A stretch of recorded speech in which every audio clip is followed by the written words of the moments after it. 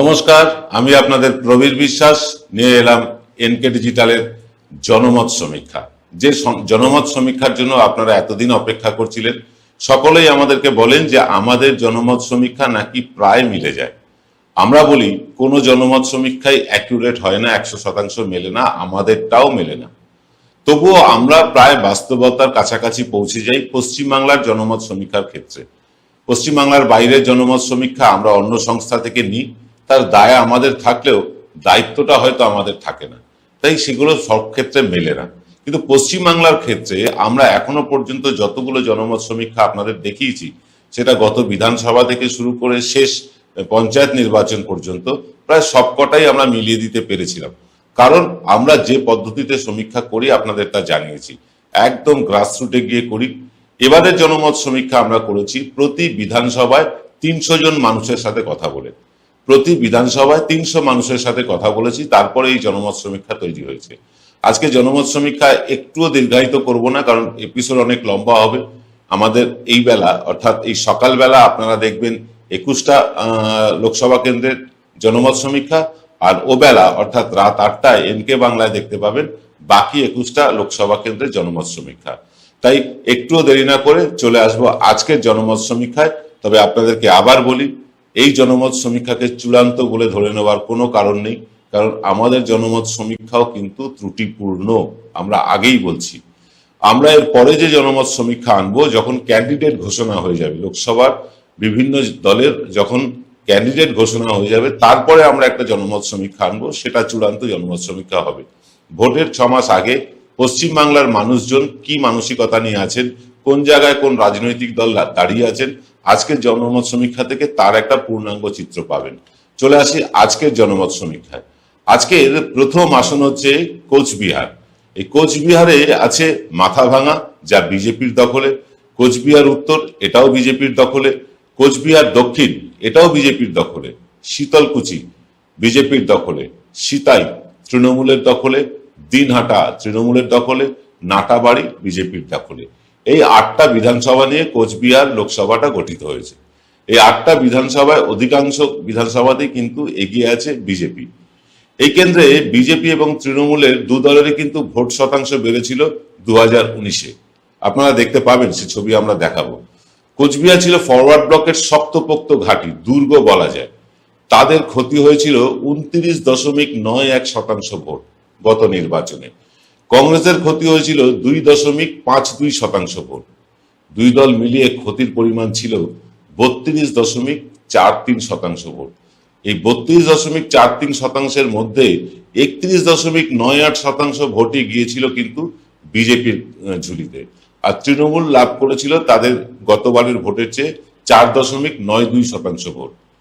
বিগত পঞ্চায়েত নির্বাচনের আগে থেকেই এখানে বিজেপিতে ধস নামতে শুরু করে, আর শক্তি বৃদ্ধি করতে থাকে তৃণমূল। তাই এই মুহূর্তে যদি লোকসভা নির্বাচন হয়, এই কেন্দ্রে বিজেপি হেরে যাবার সম্ভাবনা প্রবল। বিজেপির ভোট শতাংশ 47.98 থেকে কমে 28%-এর কাছাকাছি নেমে যেতে পারে বলে মনে করা হচ্ছে, যার পুরো ফায়দা তুলবে তৃণমূল এবং ফরওয়ার্ড ব্লক। গত 2019-এর যদি ফলাফল আমরা দেখি, এখানে নিশীথ প্রামাণিক বিজেপির প্রার্থী, তিনি পেয়েছিলেন 7,31,594টি ভোট, অর্থাৎ 47.98% ভোট তিনি একাই পেয়েছিলেন। তার বাড়তি ভোট পড়েছিল 31.64%। পরেশচন্দ্র অধিকারী তৃণমূল প্রার্থী, তিনি পেয়েছিলেন 6,77,363টি ভোট। তার ভোট শতাংশ ছিল 44.43%। এখানে নিশীথ প্রামাণিক 54,231টি ভোটে জিতে গিয়েছিলেন, শতাংশের হিসেবে ওই 3.5%, অর্থাৎ 3.55%-এর কিছু বেশি ভোটে জিতে গিয়েছিলেন নিশীথ প্রামাণিক। পরবর্তী আসন আলিপুরদুয়ার। আলিপুরদুয়ারে মোট 7টি বিধানসভা আছে। এই 7টি বিধানসভার মধ্যে তুফানগঞ্জ বিজেপির দখলে, কুমারগ্রাম বিজেপির দখলে, কালচিনি বিজেপির দখলে, আলিপুরদুয়ার আসন তৃণমূলের দখলে, ফালাকাটা বিজেপির দখলে, মাদারিহাট বিধানসভা বিজেপির দখলে, নাগরাকাটা বিজেপির দখলে। অর্থাৎ বুঝতে পারছেন, 7টার মধ্যে 6টি বিধানসভাতেই এখানে এগিয়ে আছে ভারতীয় জনতা পার্টি। এবং সত্যি কথা বলতে কি, এখানে আলিপুরদুয়ারে বিজেপির সংগঠন বেশ ভালো। এই কেন্দ্রে আরএসপি প্রার্থী যিনি ছিলেন, তার ভোট ক্ষয় হয়েছিল 23.81%, আর কংগ্রেস হারিয়েছিল 7.5% ভোট। এই মোট 31.31% সিংহভাগ ভোট পড়েছিল কিন্তু বিজেপির ঝুলিতে। বিজেপি এখানে বামেদের প্রায় পুরো ভোটটাই পেয়ে গিয়েছিল। এবারেও তার অন্যথা হবার কোনো সম্ভাবনা আমরা অন্তত দেখতে পাচ্ছি না। বিগত 5 বছরে তৃণমূল এখানে এমন কোনো সংগঠন গড়ে তুলতে পারেনি যাতে 2,43,979টি ভোট ছাপিয়ে তারা বিজেপিকে হারাতে পারে। বাস্তবত এখানে দেখা গিয়েছে তৃণমূলের সংগঠন নেই বললেই চলে। এবারেও কিন্তু এই কেন্দ্রে বিজেপির জয় সুনিশ্চিত বলে মনে হচ্ছে আমাদের। আসুন দেখে নি 2019-এ কি ফল হয়েছিল। আলিপুরদুয়ার কেন্দ্রে জন বার্লা বিজেপির প্রার্থী পেয়েছিলেন 7,50,804টি ভোট, অর্থাৎ 54.4% ভোট তিনি একাই পেয়েছিলেন। তৃণমূলের দশরথ তীরকে তিনি পেয়েছিলেন 5,06,815টি ভোট, অর্থাৎ 36.72% ভোট তিনি পেয়েছিলেন। এখানে ব্যবধান ছিল ব্যাপক, 2,43,989টি ভোটে কিন্তু জিতেছিলেন জন বার্লা। আর এবারেও তার জয় অব্যাহত থাকবে বলে আমাদের মনে হচ্ছে। পরবর্তী যে আসন নিয়ে কথা বলবো তা হচ্ছে জলপাইগুড়ি। জলপাইগুড়ি আসনটি বেশ মজার আসন, বেশ আকর্ষণীয় আসন। এখানে মোট 7টি বিধানসভা আছে। এই 7টি বিধানসভা নিয়ে জলপাইগুড়ি আসনটা গঠিত হয়েছে। তার মধ্যে রয়েছে মেখলিগঞ্জ, যা দখলে আছে তৃণমূলের। ধূপগুড়ি বিধানসভা, এটাও তৃণমূলের দখলে। ময়নাগুড়ি, এটা কিন্তু বিজেপির দখলে। জলপাইগুড়ি কেন্দ্র, এটা আছে তৃণমূলের দখলে। রাজগঞ্জ, এটা আছে তৃণমূলের দখলে। ডাবগ্রাম ফুলবাড়ি একসময় তৃণমূলের দখলে ছিল, কিন্তু এখন বিজেপির দখলে। এবং মাল বিধানসভা, এটি আছে তৃণমূলের দখলে। এই যে জলপাইগুড়ি জলপাইগুড়ি কেন্দ্রটা বরাবরই কিন্তু বামেদের দখলে ছিল একটা সময়। এই জলপাইগুড়ি কেন্দ্রে এবারে মানে গত 2019-এর নির্বাচনে বামেরা প্রায় 27.5% ভোট কম পেয়েছিল। কংগ্রেস পেয়েছিল প্রায় 5%-এর কাছাকাছি, আর এই পুরো ভোটটাই চলে গিয়েছিল বিজেপির কাছে। এর অন্যতম কারণ এখানকার প্রার্থী ডক্টর জয়ন্ত কুমার রায় একজন সজ্জন মানুষ বলে পরিচিত। ডাক্তার হিসাবেও তার বেশ নাম আছে এই জেলা জুড়ে। এছাড়াও এখানে সিপিএম প্রার্থী পেয়েছিলেন 76,054টি ভোট, আর কংগ্রেস প্রার্থী তিনি পেয়েছিলেন 28,488টি ভোট।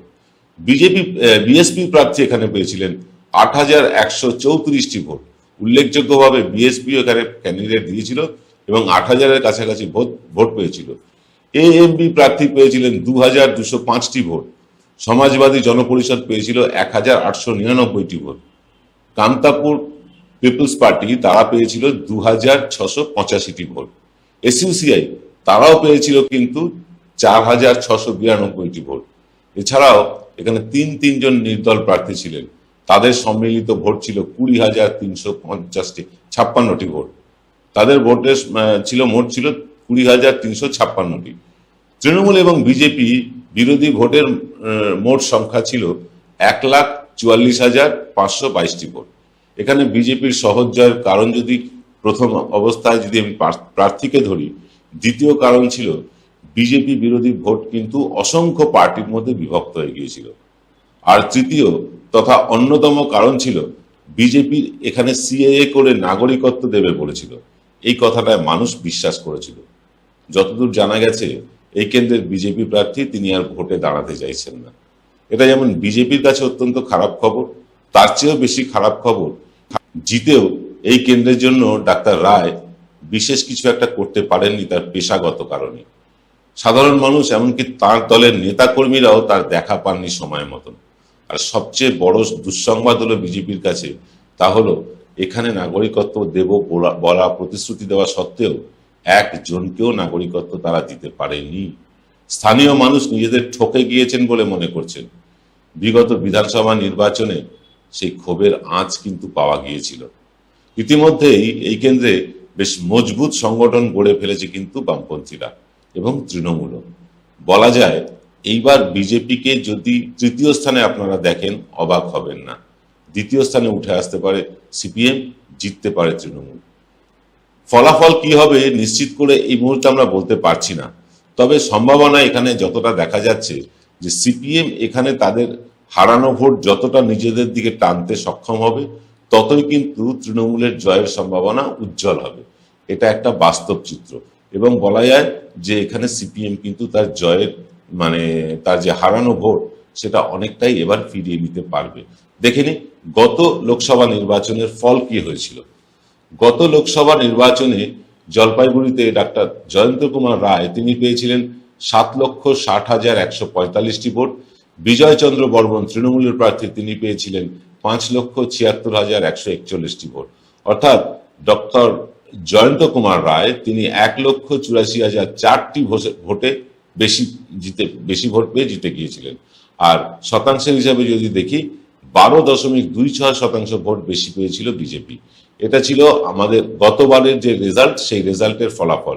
তার ভিত্তিতে এবারের যে আমাদের সমীক্ষায় কিন্তু এবার ঘুরে যাচ্ছে ফলাফল। যদি এইখানে বামপন্থীরা যত বেশি সংখ্যক ভোট নিজেদের ঝুলিতে টানতে পারবে, তৃণমূলের জয়ের সম্ভাবনা ততটাই বেড়ে যাবে। আসি পরবর্তী কেন্দ্র দার্জিলিংয়ে। 7টি বিধানসভা নিয়ে গঠিত এই কেন্দ্র, তার মধ্যে রয়েছে কালিম্পং বিজিপিএম এর দখলে, দার্জিলিং বিজেপির দখলে, কার্শিয়াং বিজেপির দখলে, মাটিগাড়া নকশালবাড়ি বিজেপির দখলে, শিলিগুড়ি বিজেপির দখলে, ফাঁসি দেওয়া বিজেপির দখলে, একমাত্র চোপড়া রয়েছে তৃণমূলের দখলে। অর্থাৎ এই যে দার্জিলিং কেন্দ্রটি, এই কেন্দ্রটি কিন্তু পুরোপুরি বিজেপি নিয়ন্ত্রিত বলা যায়। এই কেন্দ্রের অন্যতম বৈশিষ্ট্য একটা আছে, সেটা হলো গোর্খা সহ পাহাড়ের যত জনজাতিরা আছে তারা যাদের সমর্থন করেন এই লোকসভা কেন্দ্রটিতে, সেই দলই জয়ী হয়। বিগত লোকসভা নির্বাচনে বিমল গুরুং ইত্যাদি মানে এই গুরুংপন্থীরা সমস্ত জনজাতিগুলো বিজেপিকে সমর্থন করেছিল বলেই এখানে বিজেপি প্রার্থী রাজু বিস্ত জয়ী হন। রাজু বিস্ত এমনিতে খুব প্রভাবশালী লোক, বেশ বড় ব্যবসায়ী। এখানে আলাদা করে বিজেপির যে সংগঠন আছে, যে মানে আলাদা করে যদি বলি বিজেপির কোথায় বেশি সংগঠন আছে, সেটা একমাত্র শিলিগুড়িতে। এছাড়া শিলিগুড়ির যে নেতা, সিপিএম নেতা, একদা দুর্দণ্ড প্রতাপ সিপিএম নেতা শঙ্কর ঘোষ বিজেপিতে যোগ দেওয়ার ফলে এখানে বিজেপি বেশ কিছুটা অক্সিজেন পেয়ে যায়। তাছাড়া এই যে মাটিগাড়া, ফাঁসি দেওয়া এইসব অঞ্চলগুলোতে তারা কিন্তু ইদানিং বেশ শক্তি সঞ্চয় করেছেন, বিজেপির এখানে বেশ ভালো সংগঠন তৈরি হয়েছে। বাকি সব অঞ্চলেই জনজাতিদের সমর্থনে বিজেপি একচেটিয়া জয় পেয়েছিল গতবার। আমরা একটু দেখে নেব গতবারের রেজাল্টটা কি ছিল। 2019-এর রেজাল্ট ছিল রাজু বিস্ত বিজেপি প্রার্থী এখান থেকে পেয়েছিলেন 7,55,067টি ভোট, আর তৃণমূল প্রার্থী অমর সিং রায় পেয়েছিলেন অনেক কম ভোট, 3,36,624টি ভোট। এখানের ব্যবধান ছিল 4,13,443টি ভোট। ব্যাপক ব্যবধানে জিতেছিলেন রাজু বিস্ত। এই রাজু বিস্তের জয়ের পেছনে অন্যতম কারণ ছিল জনজাতিদের ভোট। এবারে কিন্তু পরিস্থিতিটা খানিকটা অন্য। এবারে পাহাড়ের হামরো পার্টি কাকে ভোট দেবে সেটা বোঝা যাচ্ছে না। হামরো পার্টি কিন্তু বেশ ভালো উত্থান হয়েছে, তবে এই কেন্দ্রে বিজেপির জয় সুনিশ্চিত বলেই আমাদের মনে হচ্ছে। পরবর্তী আসন রায়গঞ্জ। রায়গঞ্জ লোকসভা আসনটি গঠিত হয়েছে 7টি বিধানসভা নিয়ে। এই 7টি বিধানসভা আসনের মধ্যে বিগত বিধানসভা যে নির্বাচন হলো তাতে তৃণমূল কংগ্রেস 7টিতেই কিন্তু জয়লাভ করে। প্রত্যেকটি আসনে তারা জয়লাভ করেছিল। সেই আসনগুলি হলো ইসলামপুর, গোয়ালপুকুর, চাকুলিয়া, করণদিঘি, হেমতাবাদ, কালিয়াগঞ্জ এবং রায়গঞ্জ। এই 7টি আসনে কিন্তু তৃণমূল কংগ্রেস জয়লাভ করেছিল। আমরা পরবর্তী আলোচনায় যাওয়ার আগে দেখে নেব বিগত লোকসভা নির্বাচনে এখানে কি ফল হয়েছিল। এখানে বিজেপির প্রার্থী ছিলেন দেবশ্রী চৌধুরী, তিনি পেয়েছিলেন 5,11,652টি ভোট। আর তৃণমূলের প্রার্থী কানাইয়ালাল আগরওয়াল তিনি পেয়েছিলেন 5,51,078টি ভোট। দেবশ্রী চৌধুরীর জয়ের ব্যবধান ছিল 60,534টি ভোট। এই রায়গঞ্জ আসনটি মূলত কংগ্রেসের বলেই ধরা হয়েছিল, কারণ কংগ্রেসের প্রিয়রঞ্জন দাসমুন্সির মতো নেতা এখান থেকে দাঁড়িয়ে জিতেছিলেন কংগ্রেসের টিকিটে। পরবর্তীকালে তার স্ত্রী দীপা দাসমুন্সি তিনিও কিন্তু এই রায়গঞ্জ আসন থেকে জিতে আসেন। কিন্তু গত লোকসভা নির্বাচনে বিজেপির একজন ভালো সংগঠক, একজন মানে কি দুর্দান্ত সংগঠক দেবশ্রী চৌধুরী কিন্তু এখান থেকে জিতে যান। কংগ্রেস এখানে হারায় তাদের 21.95% ভোট, প্রায় 22%। আর বিজেপি এখানে লাভ করে 21.76% ভোট। অর্থাৎ বুঝতে পারছেন বিজেপি কংগ্রেস যে ভোটটা খোয়ায় সেই ভোটটাই কিন্তু বিজেপি নিজেদের ঘরে তুলতে পারে, সক্ষম হয়। অন্যদিকে তৃণমূল কংগ্রেসের ঝুলিতে কিন্তু 17.93% ভোট বেশি পড়েছিল। সিপিএম প্রার্থী মোহাম্মদ সেলিম সেখানে হারিয়েছিলেন 14.75% ভোট। 2019-এর লোকসভা নির্বাচনে বিজেপি প্রার্থী দেবশ্রী চৌধুরী 60,574টি ভোটে জিতলেও সেই জয়ের রেশ 21-এর বিধানসভা পর্যন্ত কিন্তু ধরে রাখতে পারেনি। প্রতিটি আসনে, প্রতিটি বিধানসভায় তৃণমূল তার শক্তি বৃদ্ধি করে 7টির মধ্যে 7টি আসনে কিন্তু জয় হাসিল করে নেয়। এখানে বিজেপির মূল অন্তরায় নড়বড়ে সংগঠন। দেবশ্রী দেবী অত্যন্ত ভালো সংগঠক হলেও তিনি দিল্লিতে ব্যস্ত থাকায় এখানে সংগঠন কিন্তু ঢিলে হয়ে গিয়েছে। প্রতিটি এলাকায় গোষ্ঠীদ্বন্দ্ব শুরু হয়েছে। এরই সুযোগ নিয়েছে তৃণমূল কংগ্রেস। তারা এখানে বেশ ভালো সংগঠন ইতিমধ্যে গড়ে ফেলেছে। বিগত লোকসভা নির্বাচনে তৃণমূল কংগ্রেসের প্রার্থী কানাইয়ালাল আগারওয়াল তিনি কিন্তু নিজেও একজন দক্ষ সংগঠক এবং বেশ পরিচিত নেতা। তার নেতৃত্বে রায়গঞ্জ লোকসভা আসনটিতে বিজেপিকে একদম কোণঠাসা করে প্রায় অপ্রতিরোধ্য হয়ে উঠেছে তৃণমূল কংগ্রেস। তাই আমরা নিঃসন্দেহে বলতে পারি এই আসনে এবার 2024-এর নির্বাচনে বিজেপি কিন্তু হেরে যেতে চলেছে এবং এখানে জিততে চলেছে তৃণমূল কংগ্রেস। পরবর্তী আসন হচ্ছে বালুরঘাট। বালুরঘাট বেশ ইন্টারেস্টিং আসন। এই কেন্দ্রটিতে কিন্তু বিধানসভা যে কটা আছে সেগুলি হচ্ছে 7টি বিধানসভার মধ্যে আছে ইটাহার, যেটা তৃণমূলের দখলে, কুশমান্ডি তৃণমূলের দখলে, বালুরঘাট বিজেপির দখলে, তপন বিজেপির দখলে, গঙ্গারামপুর বিজেপির দখলে, হরিরামপুর তৃণমূলের দখলে। এই 7টি বিধানসভা কিন্তু এখানে রয়েছে। আমরা পরবর্তী আলোচনায় যাওয়ার আগে দেখে নেব বিগত নির্বাচনে এখানে ফলাফলটা কি হয়েছিল। 2019-এ এখানে বিজেপি প্রার্থী ছিলেন বর্তমান ভারতীয় জনতা পার্টির সভাপতি সুকান্ত মজুমদার। ডক্টর সুকান্ত মজুমদার এখানে পেয়েছিলেন 5,39,317টি ভোট, আর তার নিকটতম প্রতিদ্বন্দ্বী অর্পিতা ঘোষ পেয়েছিলেন 5,06,024টি ভোট। অর্থাৎ সুকান্ত মজুমদার 33,293টি ভোট বেশি পেয়ে জিতে গিয়েছিলেন।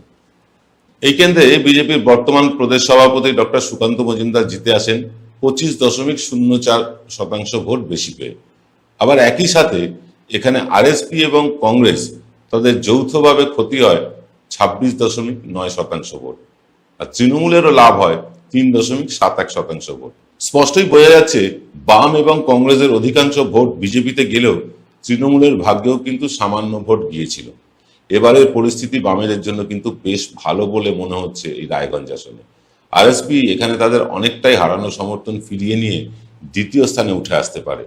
পরপর হারের পরে নিজেদের মনোমালিন্য অনেকটাই মিটিয়ে নিতে পেরেছে আরএসপি, কারণ এখানে আরএসপির সাথে মূল দল সিপিএম এর একটা দ্বন্দ্ব সবসময় চলে। এখানে আশা করা যাচ্ছে আরএসপি তাদের 8-9% ভোট ফিরিয়ে নিয়ে আসলেও নিয়ে আসতে পারে এবং ফলে তারা দ্বিতীয় স্থানে উঠে আসতে পারে।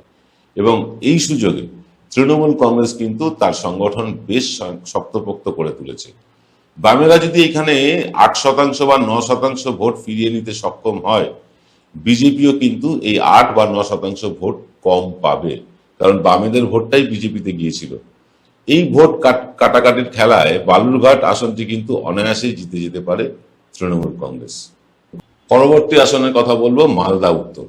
মালদা উত্তর লোকসভা কেন্দ্রটিও কিন্তু 7টি বিধানসভা নিয়ে গঠিত। হাবিবপুর যা বিজেপির দখলে, গাজল বিজেপির দখলে, চাঁচল তৃণমূলের দখলে, হরিশ্চন্দ্রপুর তৃণমূলের দখলে, মালতীপুর তৃণমূলের দখলে, রতুয়া তৃণমূলের দখলে এবং বিজেপির দখলে আছে মালদা লোকসভা কেন্দ্রটি। এই মালদা উত্তর লোকসভা কেন্দ্রে মানে বেশ মজার ভোট হয় এখানে বারবার, কারণ এখানে গনি খান চৌধুরী পরিবারের একটা প্রভাব থাকলেও এইখানে বামেদের ভোট বিজেপিতে চলে গিয়েছিল এবং বিজেপি এখানে সেই কারণে জয়ী হয়েছিল। এখানেও বামেদের ভোট বিজেপি পাওয়ায় বিজেপি এখানে জয়ী হয়ে যায়। বিজেপি এখানে 22.52% ভোট বেশি পেয়েছিল, আর সিপিআইএম এখানে হারিয়েছিল তাদের 24.05% ভোট।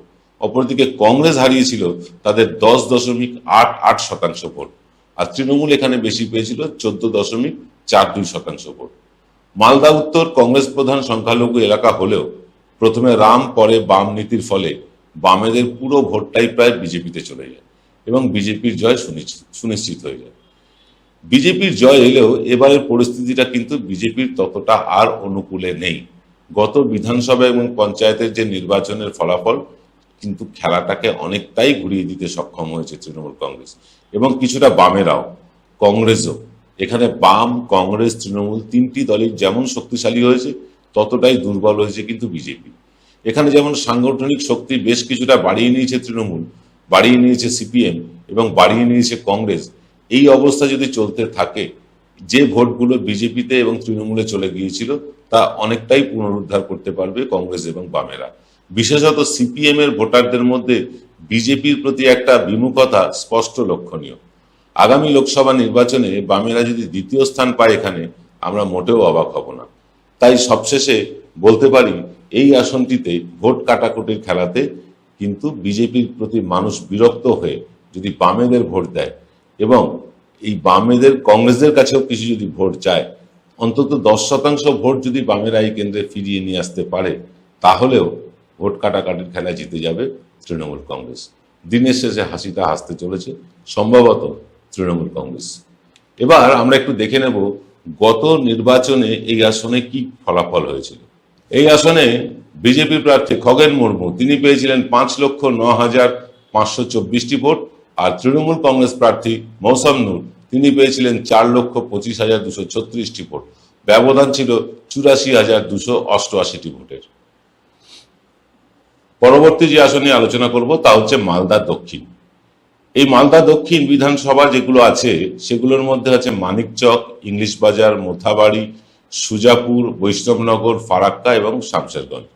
এই 7টির মধ্যে একমাত্র ইংলিশ বাজার বিধানসভাটি আছে বিজেপির দখলে। বাকি 6টি বিধানসভা কিন্তু তৃণমূলের দখলে রয়ে গিয়েছে। বিগত বিধানসভা নির্বাচনের পর এখানে খানিকটা পালাবদল ঘটে। তবে তার আগে আমরা দেখে নেব গত লোকসভা ভোটে এখানে কি ফলাফল হয়েছিল। গত লোকসভা ভোটে কংগ্রেসের প্রার্থী ছিলেন আবু হাসেম খান চৌধুরী। তিনি এখানে পেয়েছিলেন 4,44,270টি ভোট। তার নিকটতম প্রতিদ্বন্দ্বী ছিলেন বিজেপির শ্রীরূপা মিত্র। তিনি পেয়েছিলেন 4,36,048টি ভোট। কংগ্রেস প্রার্থী আবু হাসেম খান চৌধুরী এখানে কিন্তু 8,222টি ভোটে জিতে যান। এই কেন্দ্রটাতে বিগত যে লোকসভা নির্বাচন হলো তাতে মূলত ত্রিমুখী লড়াই দেখা গিয়েছে। কংগ্রেস যে ভোট পেয়েছিল সেই মোট ভোটারের 34.73% ভোট পেয়েছিল কংগ্রেস। বিজেপি পেয়েছিল 34.09% ভোট।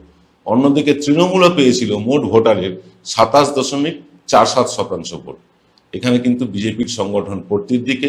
ফলে বিজেপি গত লোকসভা নির্বাচনের থেকে অন্তত 5 যে নির্বাচনে যা ভোট পেয়েছিল তার থেকে অন্তত 5 থেকে 7% ভোট কংগ্রেসের দিকে ঘুরে যেতে পারে। তৃণমূলের দিকেও কিছু ভোট যাবে। তবে এখানে কংগ্রেসের পক্ষে ভোট গেলে কংগ্রেসের জয় সুনিশ্চিত, আর তৃণমূলের দিকে ভোট গেলে ভোট কাটাকাটির খেলায় কিন্তু এগিয়ে থাকবে বিজেপি। তবে ইন্ডিয়া জোট যদি হয়, এই কেন্দ্রে যদি জোট করে ভোট হয়, কংগ্রেস এবং তৃণমূল যদি এখানে একত্রিত হয়ে ভোটে লড়ে, তাহলে কিন্তু বিজেপি এখানে অস্তিত্বহীন হয়ে পড়বে। এই আসনটা আমরা এক্ষুনি কিছু বলছি না, এই আসনটা কে জিতবে কে হারবে বলা যাচ্ছে না।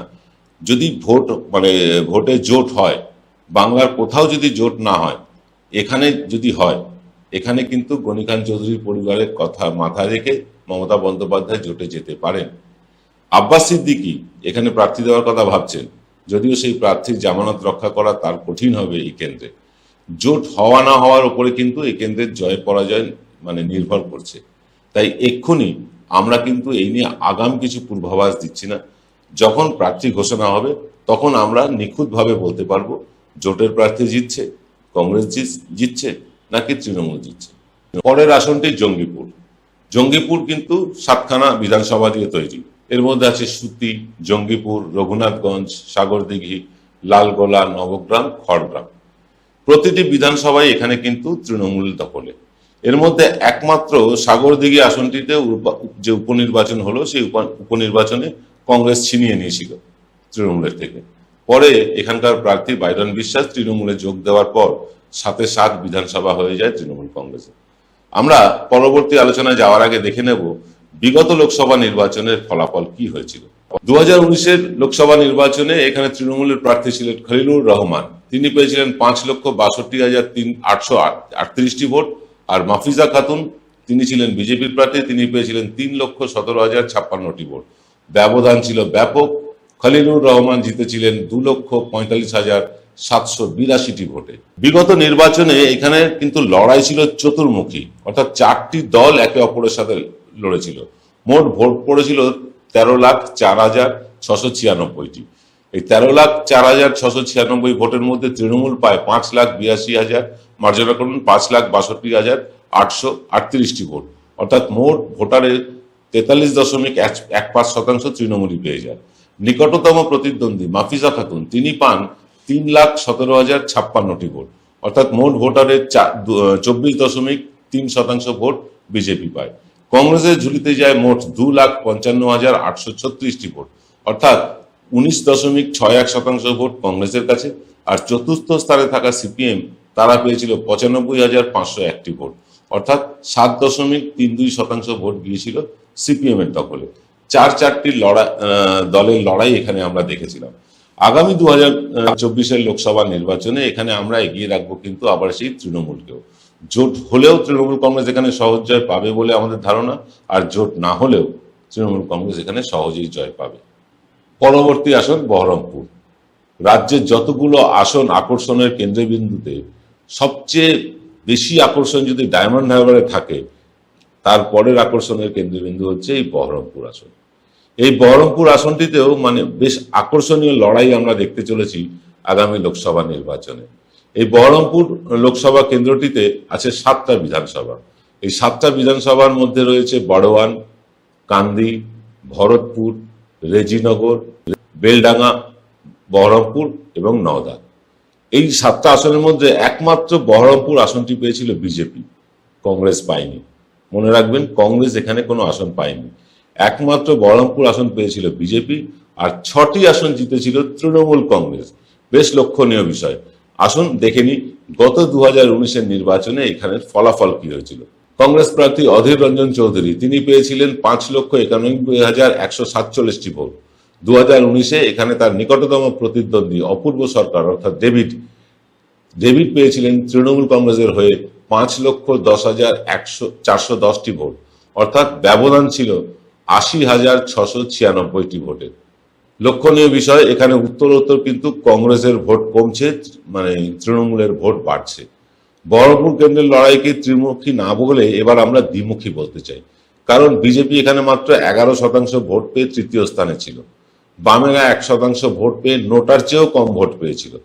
সবচেয়ে উল্লেখযোগ্যভাবে কিন্তু এখানে ভোট শতাংশের চমকপ্রদ বৃদ্ধি করেছিল তৃণমূল কংগ্রেস। তারা প্রায় 19.5% ভোট বাড়াতে সক্ষম হয়েছিল।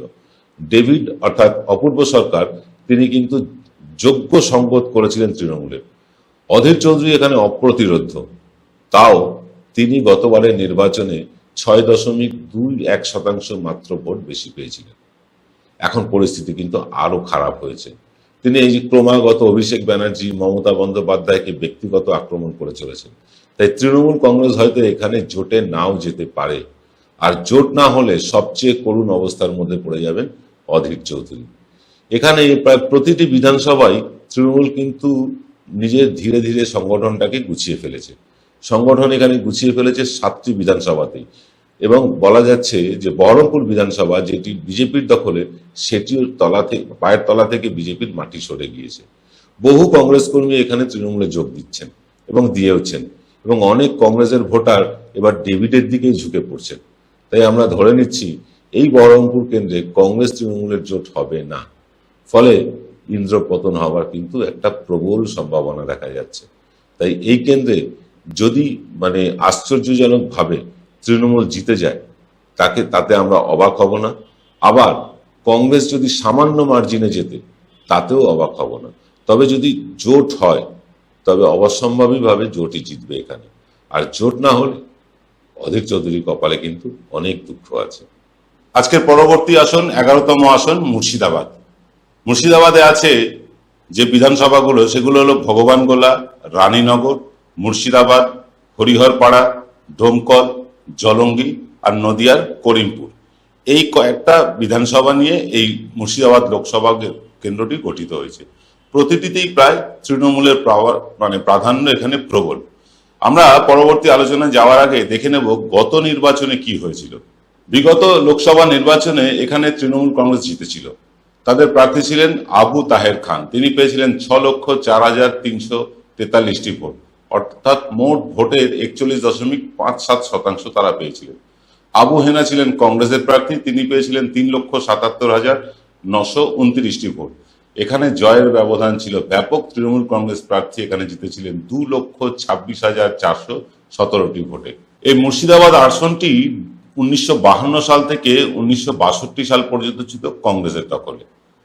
তারপরে 1962 সাল থেকে 71 সাল পর্যন্ত আসনটি যায় ইন্ডিপেন্ডেন্ট ডেমোক্রেটিক পার্টির দখলে।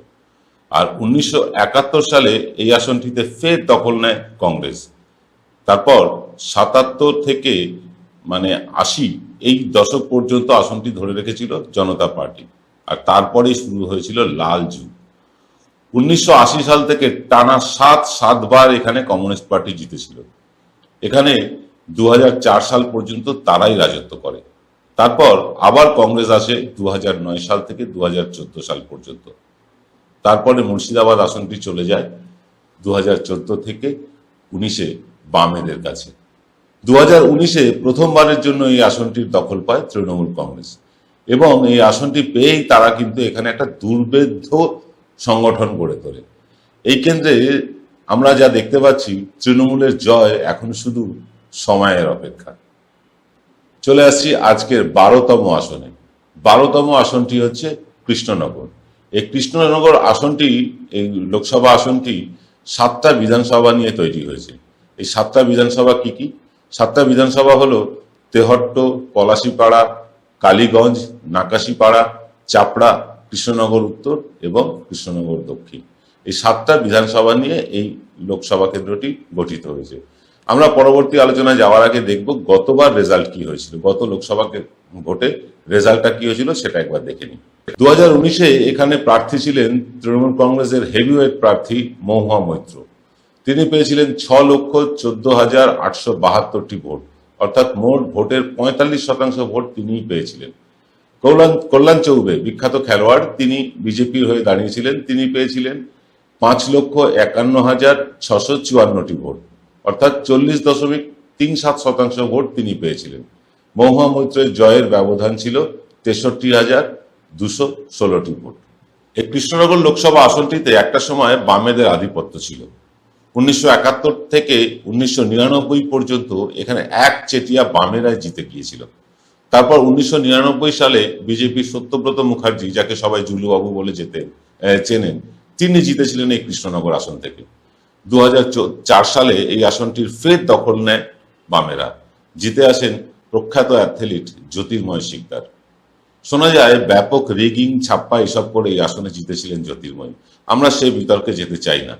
আর জিতেই কিন্তু এই জ্যোতির্ময় শিকদার নানা রকম অনৈতিক বিষয়ে জড়িয়ে পড়েন, তিনি আর তাঁর পরিবারের লোকজনেরা।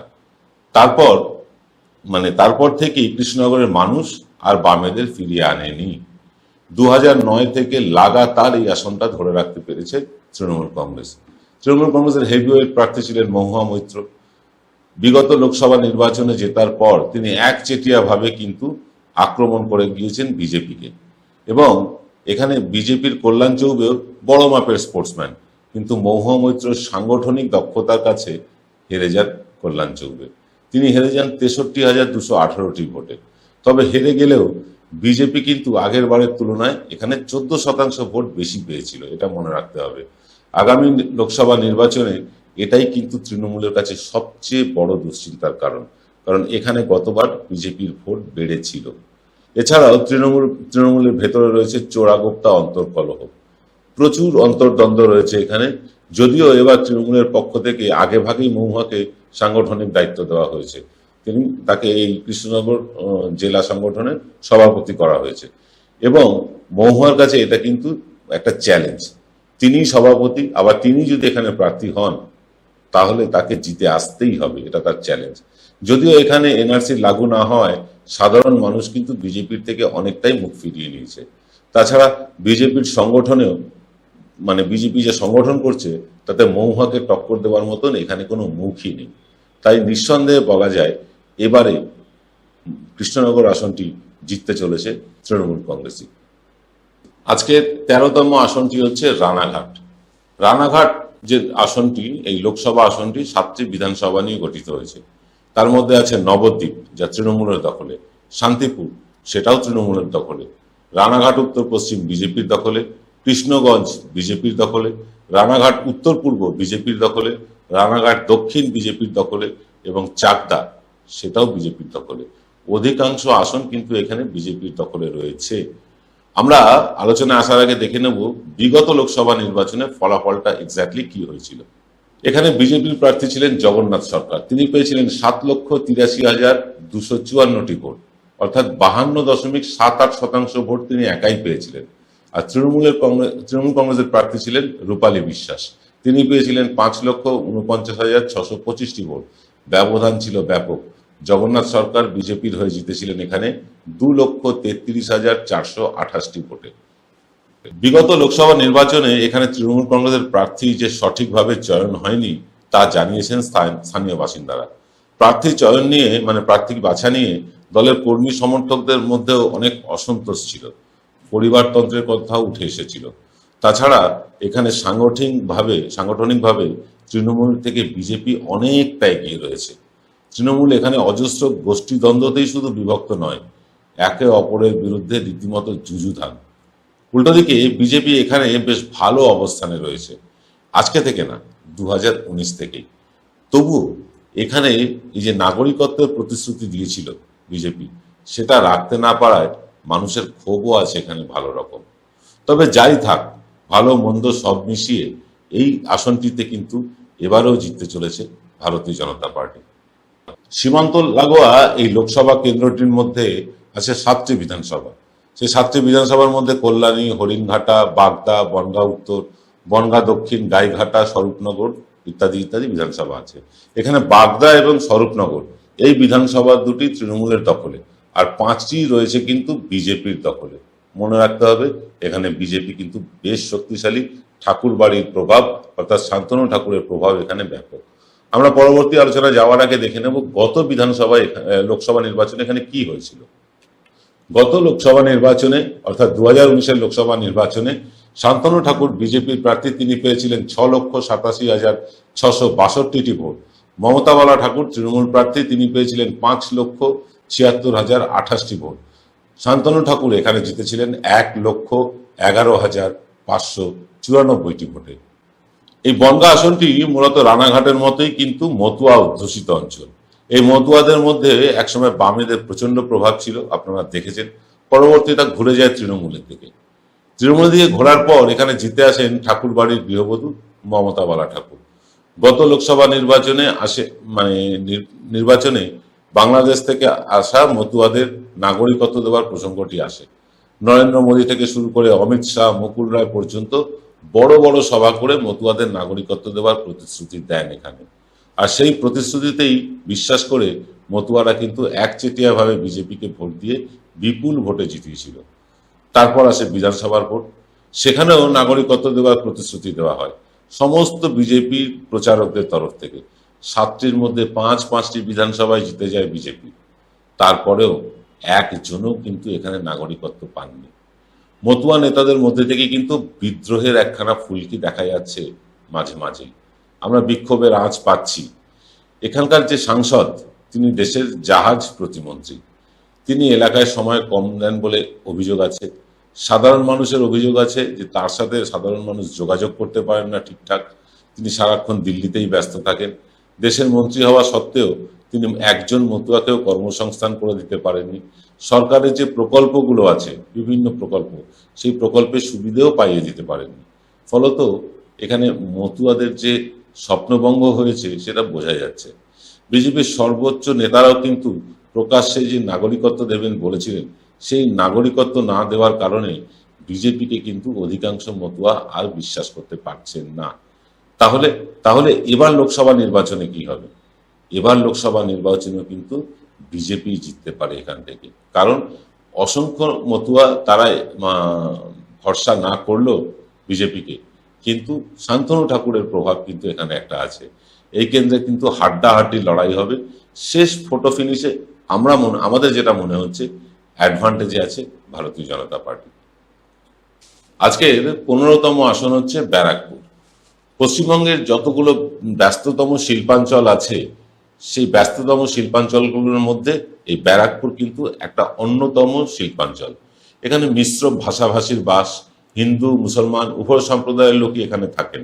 বিহার, উত্তরপ্রদেশ থেকে আসা মানুষজন এখানে অনেক আছেন। আমডাঙ্গা, বীজপুর, নৈহাটি, ভাটপাড়া, জগদ্দল, নোয়াপাড়া, ব্যারাকপুর, এই 7টি বিধানসভা নিয়ে ব্যারাকপুর আসনটি গঠিত হয়েছে। এর মধ্যে শুধু ভাটপাড়া বিধানসভাটাই কিন্তু বিজেপির দখলে, বাকি সবকটি আসনে বিধানসভা আসনে জিতেছিল তৃণমূল।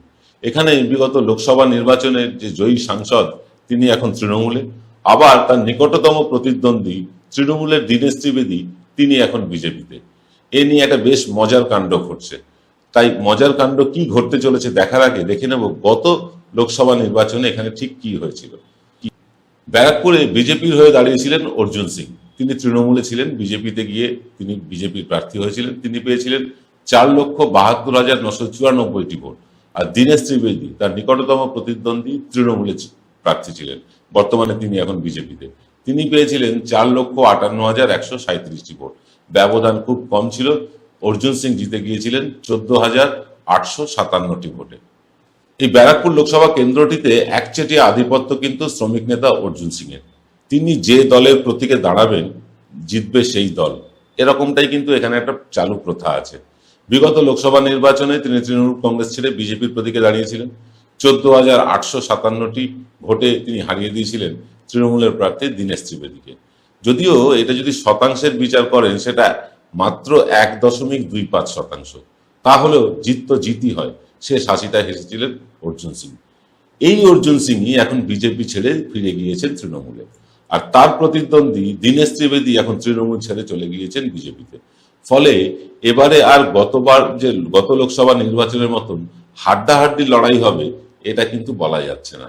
শুভেন্দু অধিকারী আস্ফালন করছেন যে বিজেপিকে জেতাবেন তিনি ব্যারাকপুর কেন্দ্র থেকে, কিন্তু তার এই সমস্ত আস্ফালন এবার কিন্তু পাংশে হয়ে যেতে চলেছে।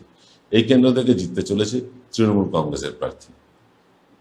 আজকের 16তম আসন হচ্ছে দমদম। এই দমদম লোকসভা আসনটি খড়দহ, দমদম উত্তর, পানিহাটি, কামারহাটি, বরানগর, দমদম, রাজারহাট, গোপালপুর, এই 7টা বিধানসভা নিয়ে গঠিত হয়েছে। এখানকার প্রত্যেকটা বিধানসভা কিন্তু তৃণমূলের দখলে, অর্থাৎ তৃণমূল এখানে বেশ শক্তপোক্ত সংগঠন গেড়ে বসে আছে।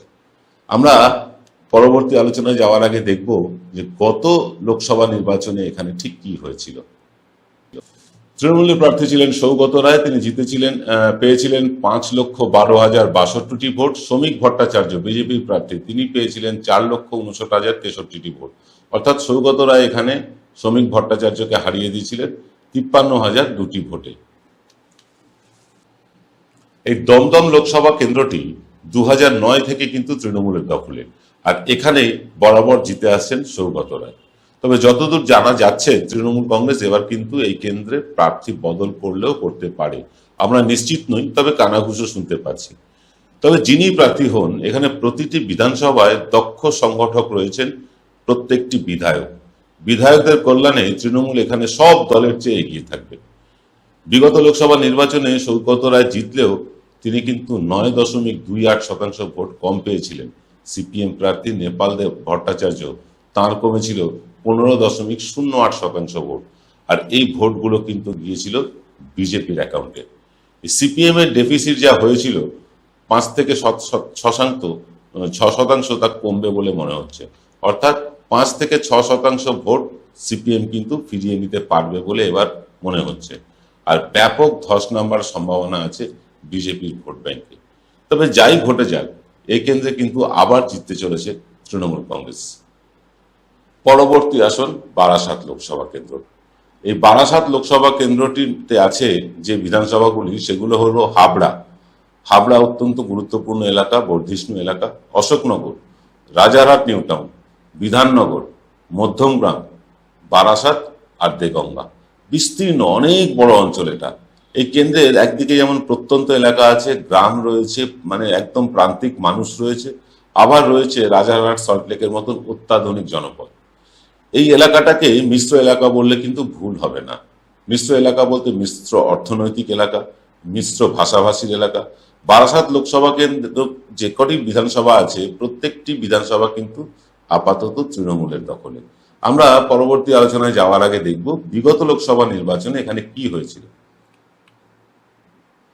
বিগত লোকসভা নির্বাচনে এখানে তৃণমূল কংগ্রেসের প্রার্থী ছিলেন কাকলি ঘোষ দস্তিদার। তিনি পেয়েছিলেন 6,48,444টি ভোট। মৃণাল কান্তি দেবনাথ বিজেপির প্রার্থী, তিনি পেয়েছিলেন 5,38,275টি ভোট। অর্থাৎ ব্যবধান ছিল 1,10,169টি ভোটের। সব মিলিয়ে 7.9% ভোট বেশি পেয়েছিলেন বিজেপির থেকে কাকলি ঘোষ দস্তিদার।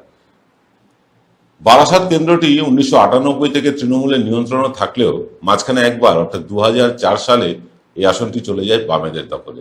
জেতেন ফরওয়ার্ড ব্লক প্রার্থী সুব্রত বসু।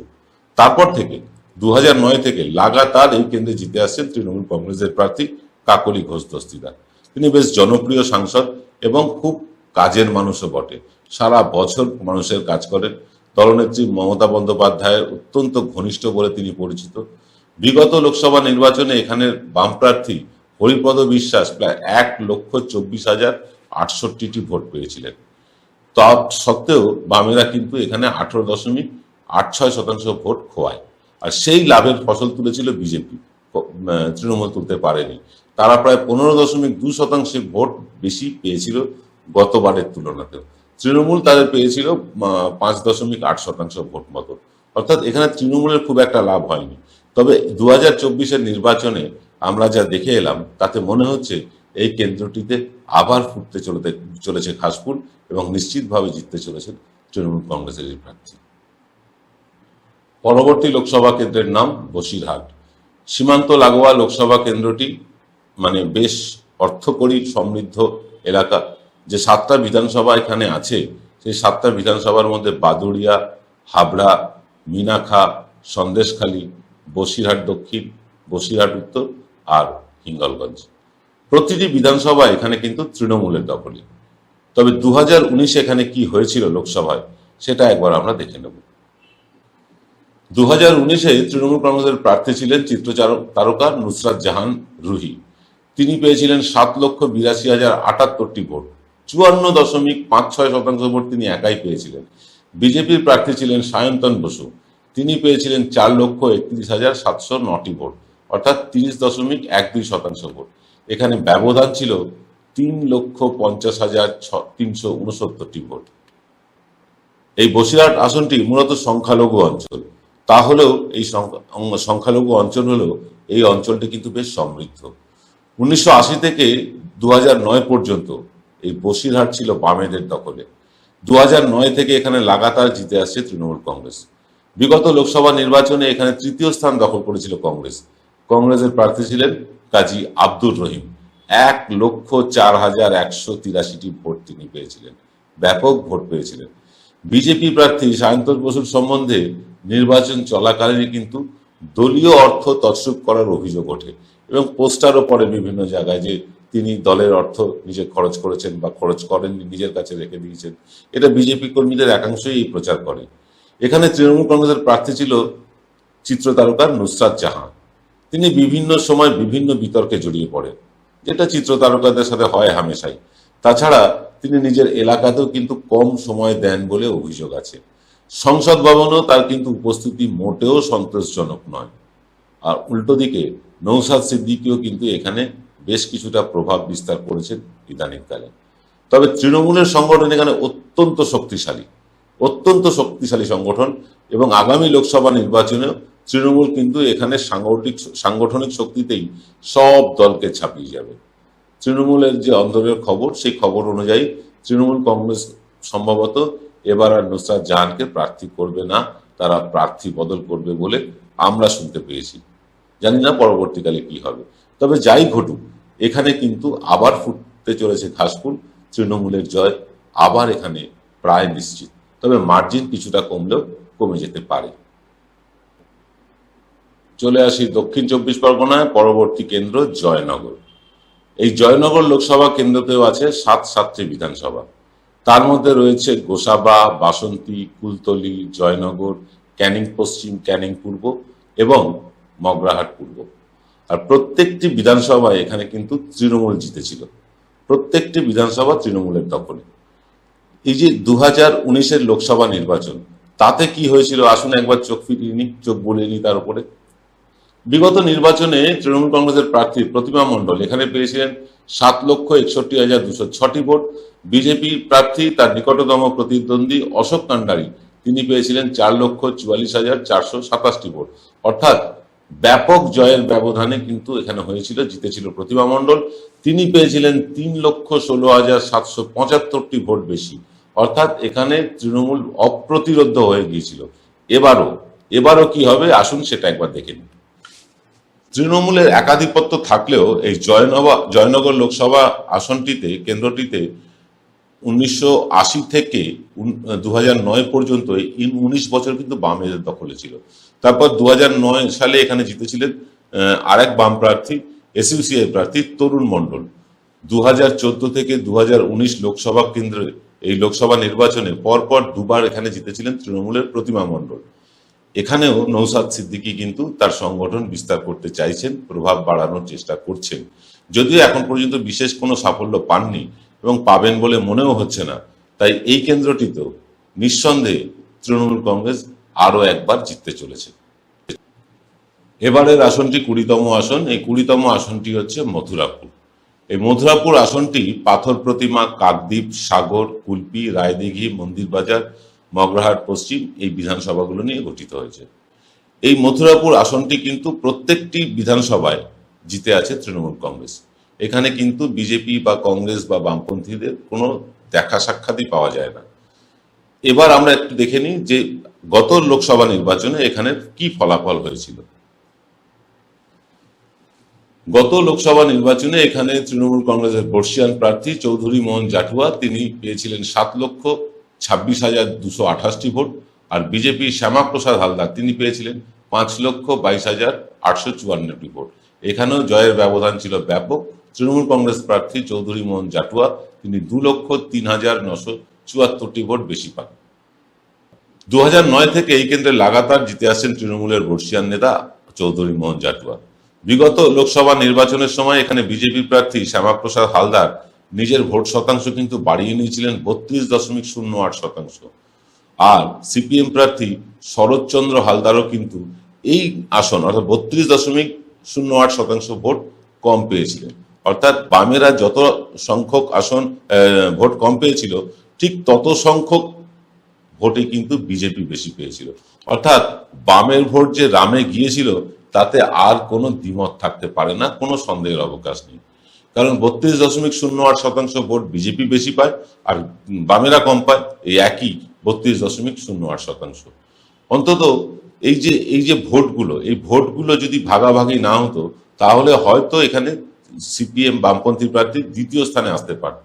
কিন্তু বামেদের ভোট রামে চলে যাওয়ায়, বিজেপিতে চলে যাওয়ায় কিন্তু এখানে অনায়াসে জিতে যায় তৃণমূল কংগ্রেস। এবং এবারেও ভোট শতাংশ খুব একটা হেরফের হবে না। এবারেও কিন্তু তৃণমূল কংগ্রেস এখানে ঘাসফুল ফোটাতে চলেছে, আবার জিততে চলেছে তৃণমূল কংগ্রেসের প্রার্থী। এই পর্যায়ে শেষ আসন ডায়মন্ড হারবার। আমরা এই 21 নম্বর আসনটি বলার পর আজ রাত্রে 8টার সময় এনকে বাংলায় বাকি 21টি বলবো। এই ডায়মন্ড হারবার কেন্দ্রে আছে 7টি বিধানসভা। তার মধ্যে আছে ডায়মন্ড হারবার, ফলতা, সাতগাছিয়া, বিষ্ণুপুর, মহেশতলা, বজবজ আর মেটিয়াপুর।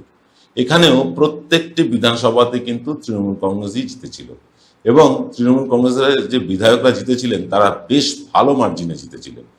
এবার কি হতে চলেছে আসুন একবার দেখে নিই। গতবার কি হয়েছিল সেটা দেখে নিই একবার। গতবার তৃণমূল কংগ্রেসের প্রার্থী অভিষেক বন্দ্যোপাধ্যায় তিনি পেয়েছিলেন 7,91,127টি ভোট। আর বিজেপির প্রার্থী তার নিকটতম প্রতিদ্বন্দ্বী নীলাঞ্জন রায় তিনি পেয়েছিলেন 4,70,533টি ভোট। অর্থাৎ ব্যবধান ছিল ব্যাপক। নীলাঞ্জন রায় বিজেপি প্রার্থী এখানে হেরেছিলেন 3,20,594টি ভোটে। অর্থাৎ মোট যে ভোট পড়েছিল তার 22.76% ভোট বেশি পেয়েছিল তৃণমূল কংগ্রেস। এই কেন্দ্রটিও বেশ আকর্ষণীয় হয়ে উঠেছে দুটি কারণে। দুটি ঘোষণা হয়েছে বিরোধী দলের পক্ষ থেকে। প্রথম ঘোষণা করেছিলেন শুভেন্দু অধিকারী। তিনি বলেছিলেন কাউকে এখানে দাঁড় করিয়ে ভাইপোকে ডায়মন্ড হারবার থেকে হারাবই। তারপরে ঘোষণা ছিল নৌসাদ সিদ্দিকী। তিনি বলেছেন ডায়মন্ড হারবার কেন্দ্র থেকে তিনি দাঁড়িয়ে অভিষেক ব্যানার্জিকে নাকি প্রাক্তন সাংসদ করে দেবেন। আপনি যদি এই দুটো বক্তব্যের মধ্যে কোনো মিল খুঁজে পান, সে দায় আমাদের না। কারণ দুটো বক্তব্যকে যদি কেউ দুই মেরুর দুই ধর্ম ব্যবসায়ী ক্ষমতা দখলের আঁতাত ধরে নেন, সেটাও আমাদের দায় না। তবে নৌসাদকে বিজেপির মতো তীব্র মুসলমান বিরোধী দলই শুধু সমর্থন করছে, এটা ভাবলে কিন্তু মস্ত ভুল করবেন। নৌসাদকে ইতিমধ্যে সমর্থন করে বসে আছে বামেরা, যদি নৌসাদ ভোটে দাঁড়ান। এমনকি অধীর চৌধুরীও ঠাড়ে ঠোড়ে ভাইপোর বিরুদ্ধেই যাবেন, এটাও বুঝিয়ে দিয়েছেন।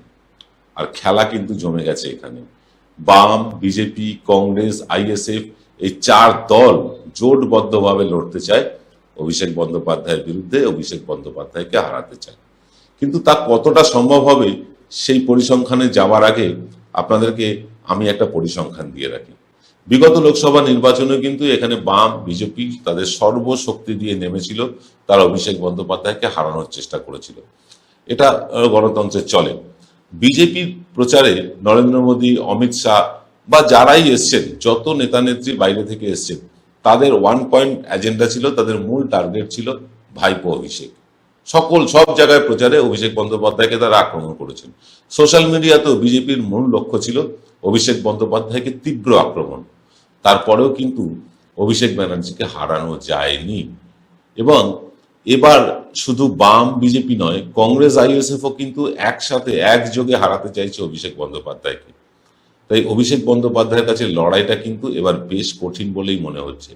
কিন্তু কতটা কঠিন, কতটা অসুবিধায় পড়তে পারেন অভিষেক বন্দ্যোপাধ্যায়, সেটা যদি জানতে হয় আমাদের বিগত লোকসভা নির্বাচনের দিকে একবার ফিরে তাকাতেই হবে। এখানে একটু অঙ্কটা হিসেব রাখবেন।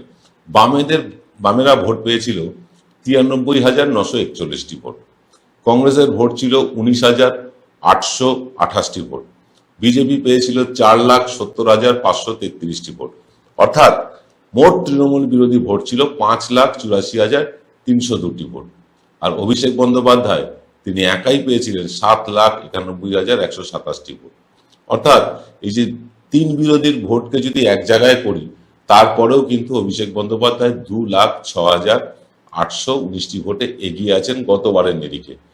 এবার যদি নৌসাদ দাঁড়ায়, অভিষেকের বিরুদ্ধে যদি নামে, বামেদের চেয়েও যদি মুসলমান ভোট বেশি পায়, অর্থাৎ ধরে নিচ্ছি ধরুন 1 লাখ ভোট পেল নৌসাদ, তাহলে কিন্তু সেটা তৃণমূল কংগ্রেসের থেকে কেটে গিয়ে নৌসাদের ঝুলিতে পড়বে এমনটা নয়, সব দলের থেকেই পড়বে।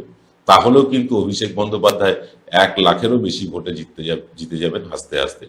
যদিও আমাদের সমীক্ষা অনুযায়ী নৌসাদ যদি এখানে ভোটে দাঁড়ায়, তাহলে আখেরে লাভ কিন্তু হবে অভিষেক বন্দ্যোপাধ্যায়েরই। নৌসাদ শুধু তৃণমূলের মুসলিম ভোট কাটবেন তা তো নয়, বরং তিনি তৃণমূলের যে মুসলিম ভোট আছে সেটাকে তিনি একত্রিত করে দেবেন। তৃণমূলের মুসলিম ভোট কিন্তু অটুট থাকবে, বরং তৃণমূল বিরোধী যে মুসলিম ভোট সেটা তার দিকে কিছুটা যাবে। অর্থাৎ বিজেপি, বাম, কংগ্রেস তারা যে মুসলিম ভোটগুলো পেয়েছিল সেগুলো হয়তো নৌসাদ পাবে। অভিষেকের জয়ের মার্জিন তাতে বাড়বে বলেই আমাদের মনে হচ্ছে। অতএব আজকের শেষ আসন ডায়মন্ড হারবারে তৃণমূল কংগ্রেস আরো একবার জিততে চলেছে বলে আমাদের ধারণা। এই ছিল প্রথম পর্বের 21টি আসনে ভোটের 6 মাস আগের একখানা সমীক্ষা। পরবর্তী 21টি আসন আপনারা দেখতে পাবেন আজ রাত 8টায় এনকে বাংলায়। আমরা যে সমীক্ষাগুলো করছি সেই সমীক্ষাগুলো সবটাই কিন্তু আমরা ফিজিক্যালি গিয়ে করেছি। প্রতিটি বিধানসভায় 300 মানুষকে ডেকে নিয়েছি সমীক্ষা করার জন্য। এই সমীক্ষা 100% ঠিক সে দাবি আমরা এখনো করছি না, ভবিষ্যতেও করব না। তবে অনুষ্ঠানটা বেশ খানিকটা বাস্তবতার কাছাকাছি গিয়ে করা। কেমন লাগলো আপনারা লিখে জানাতে ভুলবেন না। দেখা হবে রাত 8টায় বাকি 21টি আসনে।